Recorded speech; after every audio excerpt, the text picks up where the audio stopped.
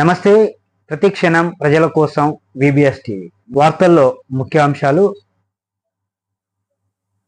ఈరోజు విద్యార్థులపై గత ప్రభుత్వం చేసినట్టుగానే కాంగ్రెస్ ప్రభుత్వం చేస్తుందనేది ఒక పెద్ద ఎత్తున విద్యార్థుల్లో నిరుద్యోగుల్లో ఒక ప్రభుత్వ వ్యతిరేకత అయితే కనిపిస్తున్నది.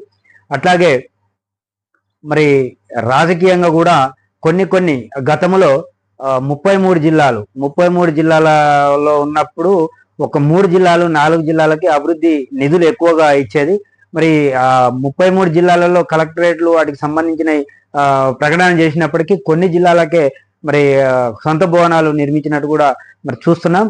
మరి ఈ కాంగ్రెస్ ప్రభుత్వంలో మరి వచ్చేసి ఏ అయితే ఉన్నాయో మొత్తం జిల్లాలు, అది మంత్రుల జిల్లాలు కావచ్చు, మంత్రుల నియోజకవర్గాలు కావచ్చు, ఎమ్మెల్యేల నియోజకవర్గాలు కావచ్చు, ఉమ్మడి జిల్లా మొత్తం కూడా నిధులని సమృద్ధిగా మరి బడ్జెట్ ని కేటాయించి ఆ యొక్క గ్రామాలలో గ్రామ అభివృద్ధులు, తర్వాత స్కూళ్ళ అభివృద్ధికి, తర్వాత రోడ్ల విస్తరణకు, వీటన్నిటికి కూడా ఒక ప్రయత్నం అయితే కాంగ్రెస్ ప్రభుత్వం చేస్తుంది. మరి ఇది ఎంతవరకు అధికారులు సహకరిస్తారు, మరి ఇది ముందుకు ఎంతవరకు పోతుంది అనేది వేచి చూడాల్సిన పరిస్థితి.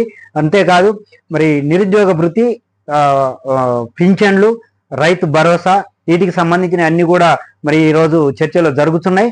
మరి ఈ రోజు నుంచి రైతు భరోసా మీద ప్రజాభిప్రాయ సేకరణ మంత్రుల కమిటీ కూడా దానికి సంబంధించిన కమిటీకి సంబంధించిన అధికారులు అంతా కూడా రైతు భరోసా, రైతు భవన్ల దగ్గర మరి అగ్రికల్చర్ కి సంబంధించి, ఆర్కిటెక్ట్ కు సంబంధించి వీళ్ళందరినీ కూడా అధికారులు మరి అక్కడ సమావేశమై ఆ సమావేశంలో రైతుల సూచనలు కొన్ని తీసుకోవాలనేది ఉన్నది.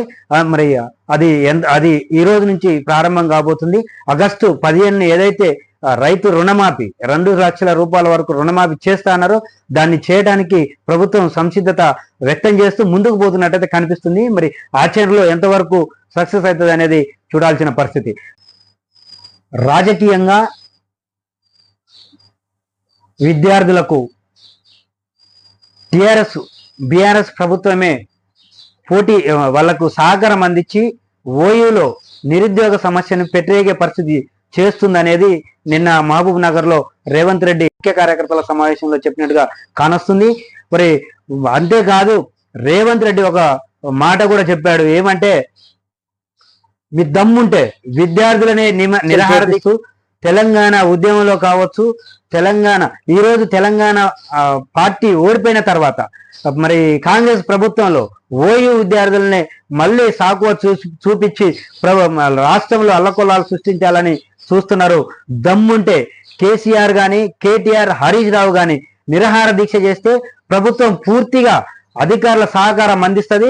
ఆమరణ నిరాహార దీక్ష చేయండి, అసలు అదంటే ఎట్లుంటుందో తెలుస్తుందని కూడా మరి సీఎం ముఖ్యమంత్రి వాళ్ళని ఒక విధంగా ఎద్దేవా చేసినట్టు కూడా తెలుస్తుంది. ఎందుకంటే తెలంగాణ ఆవిర్భావం మరి ఆ సమయంలో 2001లో పార్టీ మరి 2001లో పార్టీని మరి ప్రకటన చేసినప్పటికీ టీఆర్ఎస్ 2009లో మరి నిరుద్యోగులు ఓయూ కేయూకి సంబంధించినటువంటి వాళ్ళు కూడా సకల జనులు సబ్బండ వర్గాలు కూడా మరి ఈ యొక్క ఉద్యమంలో పాల్గొని చేస్తే మరి నేను పావునోట్లో తలకాయ పెడితే తెలంగాణ తెచ్చుకున్నా అన్నటువంటి పరిస్థితి కూడా చూస్తున్నాం. కేసీఆర్ అన్న దాంట్లో తర్వాత కేటీఆర్ కూడా ఈ మోకాల వల్ల తెలంగాణ వచ్చిందని కూడా మరి అన్నట్టు మరి ఉన్నది.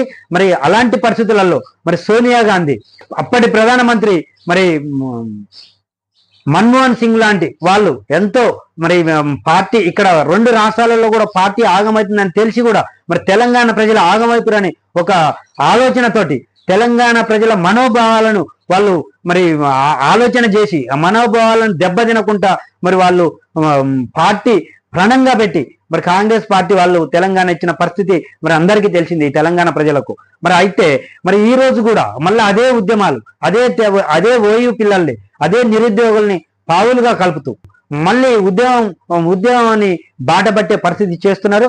దీనికి మరి ఏదైతే ఇప్పుడు ప్రైవేట్ ఇన్స్టిట్యూట్లు ఏదైతే ఉన్నాయో మరి వాళ్ళు కూడా మరి వాళ్ళ కుట్ర కూడా ఉందనేది మరి ముఖ్యమంత్రి ప్రకటన చేయటం ఇది చాలా దౌర్భాగ్యం తెలంగాణలో. ఎందుకంటే డబ్బు చదువుని సొమ్ము చేసుకునే ఇవాళ మరి చాలా మార్గాలు ఉన్నాయి. అది ప్రభుత్వ పాఠశాలలు కళాశాలలు దాన్నే చేస్తున్నట్టుగా అక్కడ కానొస్తున్నది. ప్రభుత్వ పాఠశాలని నిర్వీర్యం చేయాలని గత ప్రభుత్వాలు కూడా అదే ప్రయత్నం చేసినాయి. ఎందుకంటే గురుకుల పాఠశాలని ప్రోత్సహిస్తూనే సరైన పోషక పదార్థాలు అందియకపోవడం, ఫుడ్ సంక్షేమ పథకాలలో ఏ విధంగా సంక్షేమ గురుకుల పాఠశాలలు ఎలాగున్నాయో, గతంలో ఉన్న సాంఘిక సంక్షేమ పాఠశాలలు ఎలా ఉన్నాయో, మరి ప్రవీణ్ కుమార్ పోయిన తర్వాతకి మళ్ళా అదే పరిస్థితి వచ్చిన పరిస్థితి కూడా కానొచ్చింది, కనిపించింది కూడా. మరి ఇప్పుడు దాన్ని మరి ఏ విధంగా మెరుగుపరచాలి అనేది కూడా ఆలోచన చేయాల్సిన పరిస్థితి. అదే నిరుద్యోగ సమస్యలు వచ్చినప్పటికీ నిరుద్యోగ సమస్య ఏదైతే ఉందో దాన్ని మరి డిఎస్సిని వెనకకేయాలన్నప్పుడు మరి ముఖ్యంగా మరి ఒక కాంగ్రెస్ ప్రభుత్వంగా ముఖ్యమంత్రిగా పిసిసి అధ్యక్షుడిగా ఒకసారి ఆలోచించాల్సిన, ప్రతిపక్ష పార్టీగా ఉన్నప్పుడు ఆలోచనను కూడా ఒకసారి ఆలోచన చేయాల్సిన పరిస్థితి ముఖ్యమంత్రికి ఉన్నది.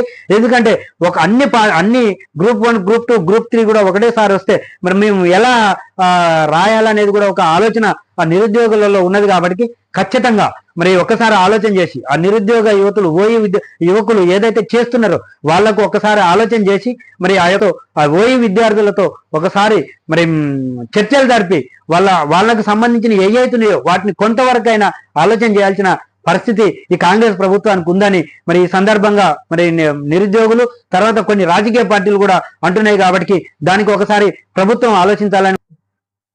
ప్రాజెక్టుల విషయం వచ్చేటప్పటికి మరి 18 నెలల్లో వచ్చే 2025 వరకు మరి ఖచ్చితంగా కొన్ని ప్రాజెక్టుల్ని పూర్తి చేసి ప్రజలకు నీటిని అందించాలనేది మరి శుభ సూచకం. ఎందుకంటే గతంలో ప్రాజెక్టులు మరి ఏవైతున్నాయో కాళేశ్వరం ప్రాజెక్టు లక్షల రూపాయలు వెచ్చించినప్పటికీ మరి కొంత ఒంటెద్దు పోకడలు, అధికారుల మాటలు వినకపోవడం ఇలాంటి చేయడం వల్ల కొంత ప్రాజెక్టు నష్టం జరిగింది. సరే డబ్బులు ఎంత మరి ఎవరు ఎంత తిన్నారు అనేది దానికంటే కూడా ఆ ప్రాజెక్టు నిలబడి రైతులకు నీరు అందిస్తే మంచిగా ఉండేది.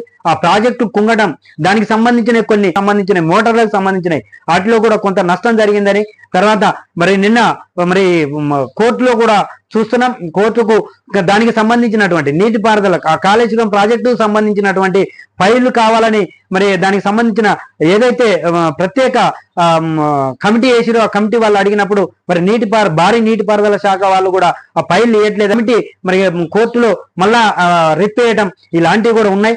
మరి దానికి అధికారులు గతంలో ఏదైతే ఒంటెద్దు పోకడలు ఉన్నాయో ఆ అధికారులు వాళ్ళు చెప్పిన మాట నేను ఏదైతే చేసిర్రో అందువల్ల ఆ ప్రాజెక్టులు నష్టపోయినాం. కాబట్టి తెలంగాణ ప్రజల మనోభావాలను దెబ్బతీయకుండా, రైతుల మనోభావాలను దెబ్బతీయకుండా సస్యశ్యామలంగా తెలంగాణ ఇప్పటికే మరి పక్క రాష్ట్ర ముఖ్యమంత్రి మరి చంద్రబాబు చెప్తున్నాడు.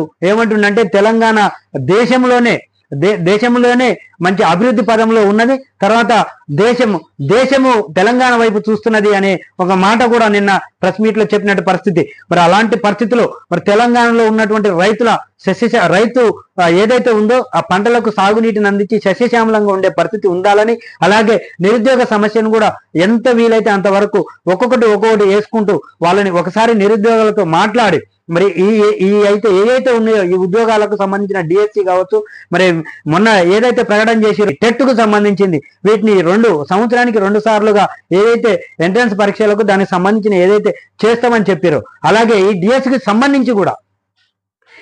సంబంధించింది కూడా ఇప్పుడున్న ఉద్యోగాలు ఏవైతే ఉన్నాయో వాటి పోను మళ్ళీ ఇవి అన్నిటిని కూడా వెలికి తీసి ఇంకా ఉన్న దానికి సంబంధించిన ఉద్యోగాలకు సంబంధించిన మొత్తం పూర్తి సమాచారాన్ని తీసుకొని మళ్ళీ ఈ ఇయర్ లాస్ట్ వరకే మళ్ళీ కొంత డిఎస్సికి పోస్ట్ వేస్తామని వాళ్ళని విద్యార్థులని నిరుద్యోగులని వాళ్ళని ఏదైతే ఉన్నదో వాళ్ళని కొద్దిగా పరిష్కారానికి దారి చూపి ఈ గొడవలు ఉద్యమాలు లేకుండా ప్రాణ నష్టం కాకుండా విద్యార్థులు నష్టపోకుండా వీటన్నిటిని కూడా చూడాల్సిన పరిస్థితి ఎంతైందో ఉందని కూడా ఈ సందర్భంగా విద్యార్థులు చెప్తున్నారు. స్థానిక సంస్థల ఎన్నికల విషయం త్వరలోనే మరి ఏర్పాటు చేస్తామనేది అయితే మరి ముఖ్యమంత్రి నిన్న మహబూబ్ నగర్ లో మరి ముఖ్య కార్యకర్తల సమావేశంలో మాట్లాడుతున్నారు. స్థానిక సంస్థల ఎన్నికలు మరి అది ఇప్పుడు ఈ మధ్య కాలంలో ప్రభుత్వం ఏర్పాటైన తర్వాత కొన్ని అవరోధాలు అడ్డు తగులుతున్న పరిస్థితి కానొస్తుంది.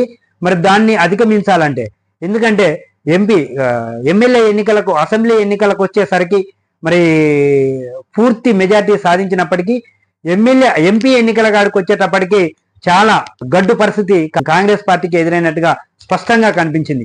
అటు బీజేపీ మరి పూర్తి ఎంతో ఇదిగా మరి పోటీ ఇచ్చినట్టుగా అయితే కనిపిస్తుంది. అదే బీఆర్ఎస్ నాయకులు ఏదైతుర్రో మరి గతంలో 10 సంవత్సరాలు పాలనలో ఉన్నప్పటికీ బీజేపీ కాంగ్రెస్ వారికి గట్టి పోటీని అయితే ఇవ్వలేకపోయింది. కొన్ని చోట్లలో 1-2 స్థానాల్లో తప్పితే మిగిలిన స్థానాలలో మరి డిపాజిట్ కూడా దక్కని పరిస్థితి కనిపించింది. మరి అందుకొరకే మరి ఏదైతే కాంగ్రెస్ ప్రభుత్వం మేనిఫెస్టోలో ప్రకటన చేసినవి అయితే ఏవైతున్నాయో వాటిని ఒక్కొక్కటి ఒక విధిగా అంటే ఒక్కొక్కటిగా మరి సమస్యని పరిష్కరించుకుంటూ వస్తూ మరి స్థానిక ఎన్నికలకు పోవాలనే గట్టి ఆలోచన చేస్తున్నట్టుగా అయితే కనిపిస్తుంది. మరి ఎందుకంటే మరి ఈ మధ్య ఈ 2-3 రోజులలో కొన్ని ప్రకటనలు కూడా చూస్తున్నాం. గృహ నిర్మాణాలకు సంబంధించినవి కావచ్చు, మరి ఈ రోజు మరి పింఛన్లకు సంబంధించినవి కావచ్చు, మరి మిగిలిన ఇంకా నీటి ప్రాజెక్టులకు సంబంధించినవి కావచ్చు, అటు రైతుల్ని ప్రజా వ్యతిరేక విధానాలు ఏవైతున్నాయో వాటిని తమకు అనుకూలంగా మలుచుకొని ఇంకా ఉన్న కొద్దిగా అసంపూర్తి ఉన్నది కదా, ఆ అసంపూర్తిని తమ వైపు తిప్పుకోవాలనే ఆలోచన చేస్తున్నట్టుగానైతే ఇక్కడ స్పష్టంగా కనిపిస్తుంది.